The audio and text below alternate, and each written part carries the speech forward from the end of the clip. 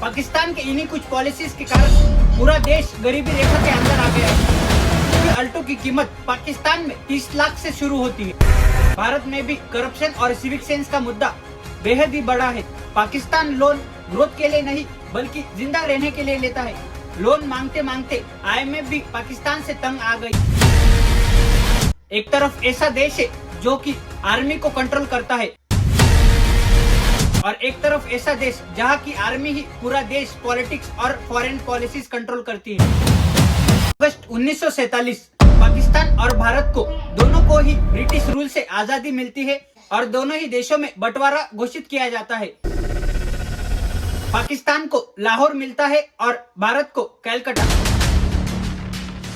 दोनों ही देश उस वक्त एक ही लेवल पर खड़े थे और आज ये दोनों ही देश defence, nuclear weapons, politics, inflation, world presence, nuclear weapons के मायनों में कहां पर खड़े हैं, आज हम इस वीडियो से समझेंगे। आजादी के बाद भारत ने डेमोक्रेसी को एडॉप्ट किया और दूसरी तरफ पाकिस्तान में मिलिट्री रूल आ गया।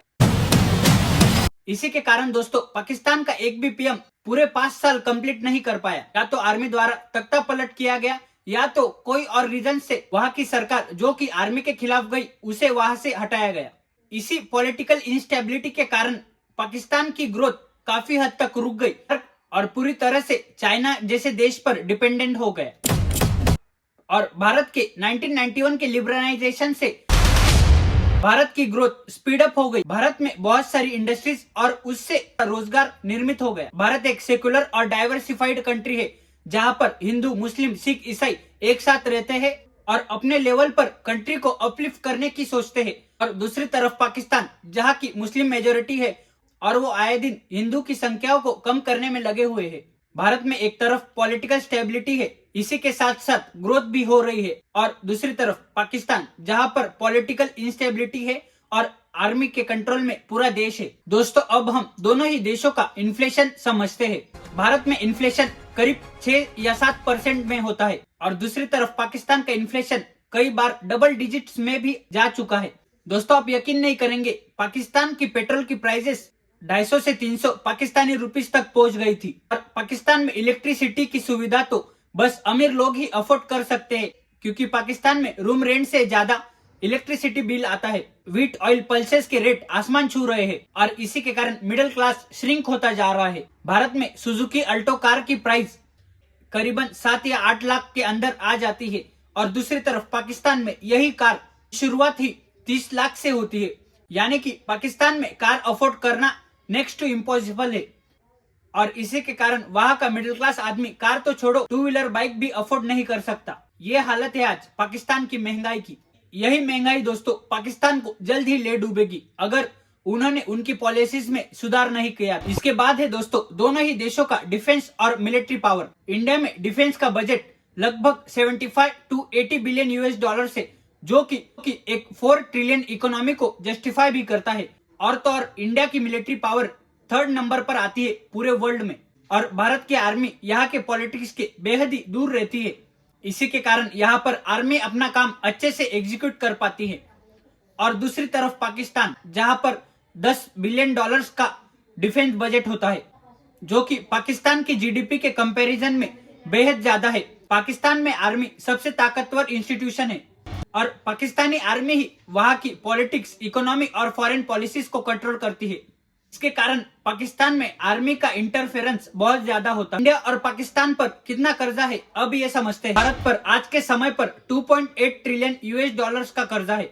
भारत एक बड़ी इकोनॉमी है और एक ग्रोइंग इकोनॉमी होने के कारण इतना कर्जा होना स्वाभाविक है और जो कि ये कर्जा भारत की GDP के 80 to 85% है। इसी के कारण भारत ये कर्जा रिपे करने की पूरी क्षमता रखता है। और दूसरी तरफ पाकिस्तान जिस पर 150 बिलियन US का कर्जा है जो कि पाकिस्तान एक स्मॉल इकोनॉमी है और इस समय पर पाकिस्तान जरा भी ग्रोथ नहीं दिखा रहा। इसी के कारण पाकिस्तान को ये कर्जा रिपे करने में कठिनाइयां आ सकती है। इसी के कारण IMF पाकिस्तान से कर्जा मांग मांग के थक गई है और फ्रीक्वेंट बेल आउट्स के बावजूद भी पाकिस्तान ये कर्जा नहीं रिपे कर पाता। पाकिस्तान पर इतना कर्जा होने के कारण पाकिस्तान में जॉब्स, एजुकेशन, हेल्थ सैक्रिफाइस हो रहे हैं। भारत अपना कर्जा डेवलपमेंट में लगाता है और दूसरी तरफ पाकिस्तान अपना कर्जा लोन्स को रिपे करने में और इम्पोर्ट ड्यूटीज में खर्च करता है। पाकिस्तान अपना कर्जा ग्रोथ के लिए नहीं बल्कि जिंदा रहने के लिए ले रहा है। इसके बाद हम दोनों ही देशों की पॉवर्टी और अनएम्प्लॉयमेंट पर ध्यान देंगे। तो पाकिस्तान में इन्फ्लेशन के कारण 30 से 40% लोग गरीबी रेखा के अंदर आ गए हैं और ये आंकड़ा भविष्य में बढ़ने की संभावना है। पाकिस्तान में स्लो ग्रोथ, लो इंडस्ट्रीज और इन्फ्लेशन के कारण ये पॉवर्टी के नंबर्स बढ़ते जा रहे हैं। पाकिस्तान के लोगों का इनकम बेहद कम है और प्राइजेस दिन प्रतिदिन इन्फ्लेट होती जा रही है। पाकिस्तान अपने बजट का मैक्सिमम हिस्सा डिफेंस में खर्च करता है और दूसरी तरफ पाकिस्तान को ग्रोथ और डेवलपमेंट की दिशा में ले जाने वाले रास्ते जैसे कि एजुकेशन और जॉब्स, जो कि यहाँ के यूथ का फ्यूचर है, उसी को ही सैक्रिफाइस कर रहा है। जो इंटेलिजेंट स्टूडेंट पाकिस्तान के लिए कुछ कर सकता था वो फॉरेन में सेटल हो जाता है इसी पाकिस्तानी पॉलिसीज के कारण। दूसरी तरफ भारत ने अपना अनएम्प्लॉयमेंट रेट काफी हद तक कम किया है। वेलफेयर स्कीम से भारत में पॉवर्टी कम कर। दोस्तों, आज भारत का ग्लोबल इन्फ्लुएंस बढ़ता जा रहा है और भारत ब्रिक्स, G20 जैसे कम्युनिटीज से अपना ग्लोबल इंप्रेशन बना रहा है और दूसरी तरफ पाकिस्तान एक गरीब देश बनता जा रहा है और चाइना जैसे स्वार्थी देशों से इंस्पायर्ड है, जो कि पाकिस्तान को लोन देकर बदले में वहां के रिसोर्सेस हड़पना चाहते हैं। भारत और पाकिस्तान की इन्हीं पॉलिसीज के कारण पाकिस्तान का डाउनफॉल और भारत की प्रोग्रेस हो रही है। मिलते हैं दोस्तों अगले किसी वीडियो में, तब तक के लिए जय हिंद।